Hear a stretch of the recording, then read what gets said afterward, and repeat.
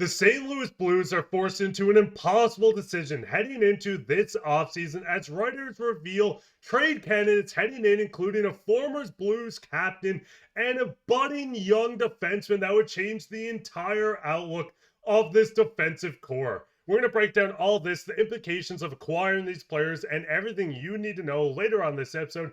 Before we get into that, if you're a part of the 89.5% watching this and you haven't hit that sub button yet, it helps us out a ton. And in return, we'll give you updates from not only around your St. Louis Blues, but also the rest of the National Hockey League. So go down and hit that free sub button.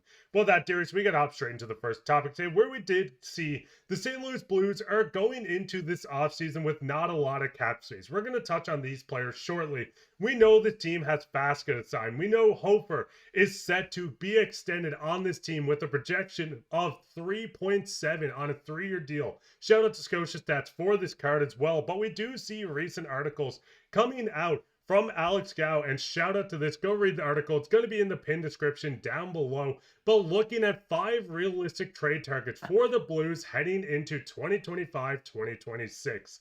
Now, the first one on this list that we wanted to touch on was a former Blues player, and that is Ryan O'Reilly. I mean, before we get into the contract, the implications of bringing them in, what is your thoughts on reuniting the Blues with their former captain, someone that hoisted the Stanley Cup with them, getting them from Nashville?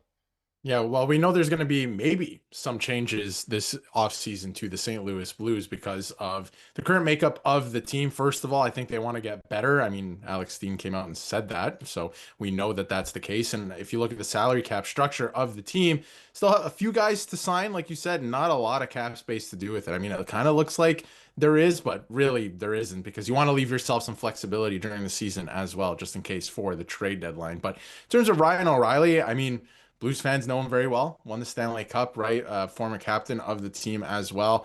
I mean, there enough said about Ryan O'Reilly, right? We know that he can come in and still be a very effective player. He's playing really well actually with Nashville, even though they're not playing well, which was kind of surprising after all the free agent signings that they made last offseason.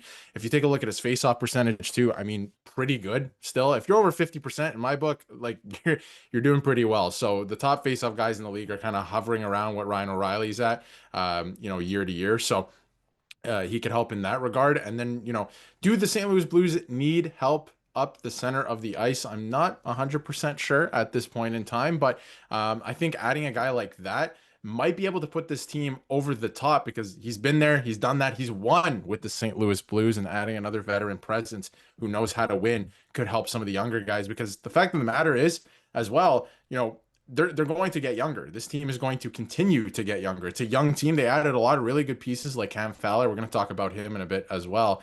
But they're going to continue to get younger, especially with guys like Dvorsky maybe not being ready yet, but kind of on the way up. So that's going to be interesting to monitor too. But I don't know, it's an interesting idea, but I think with the cap hit and the fact that you want to leave yourself some flexibility, I think it would be difficult to pull off. But I could see Nashville wanting to do it because it hasn't worked out there the way that they would have planned.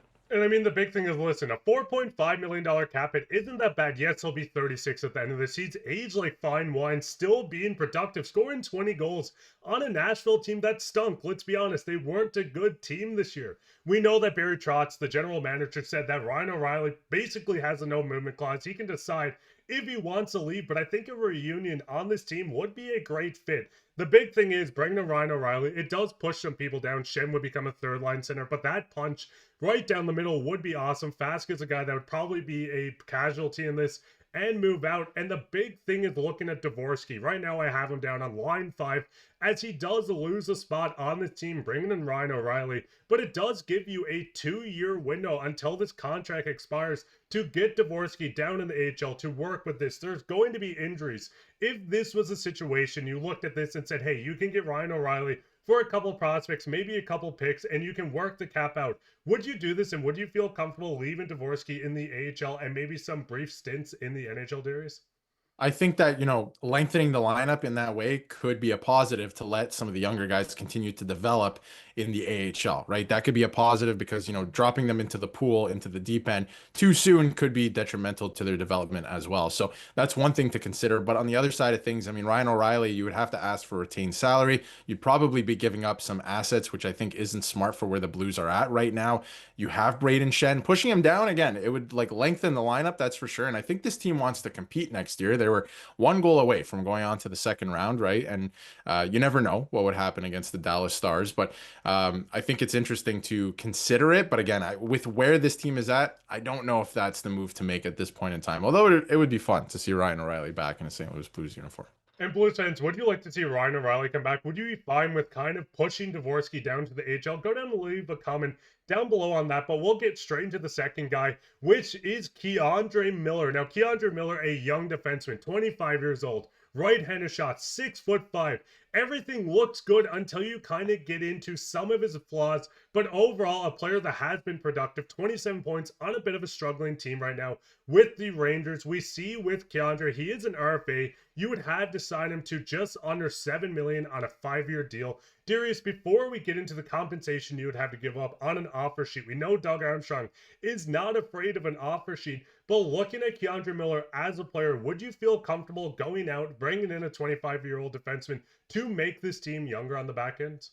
There's a lot to unpack here with this player. First of all, I think Chris Drury is actively trying to shop him right now. So maybe the St. Louis Blues are involved in that. I think that they want something, anything for this player in return for this player at this point. I don't think they want to lose him for nothing in terms of an offer sheet, and I don't think they want to trade him just for the sake of trading him. But like you mentioned, I mean, this is a guy, he's a big body, right? Big defenseman, everything you wanted a defenseman. And he has all the tools to put it together, but for some reason at 25 years old, he still hasn't put it together. I can't pinpoint it to one thing in particular, but I do see that he doesn't really have hockey IQ, which is something that you can't really teach. And I don't know, I can't really describe it, but he doesn't have too much hockey IQ. And I feel like you can put together a winning team with less skilled players if you have hockey IQ and you understand how the game works, right?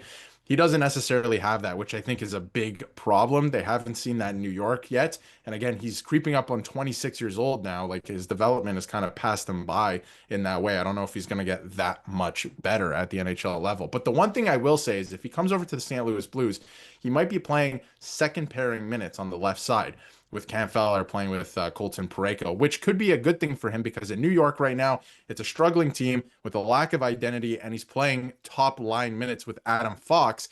And I don't know if he can keep up with Adam Fox, for one, and for two, he's playing against the best competition, other team's best competition for 25 minutes a night, right? And he's still a young defenseman. And again, he has all the tools, but he hasn't put it together yet. So it's hard for somebody to figure it out while still kind of young. I know I just said that he's creeping up on 26, but it's hard for somebody to put it together when they're constantly thrown into the deep end like that. So there's both sides of it here, where I think that, in a more sheltered role with the St. Louis Blues, he could be pretty good, but I think he's a mystery box at this point. You don't exactly know what you're going to get with him.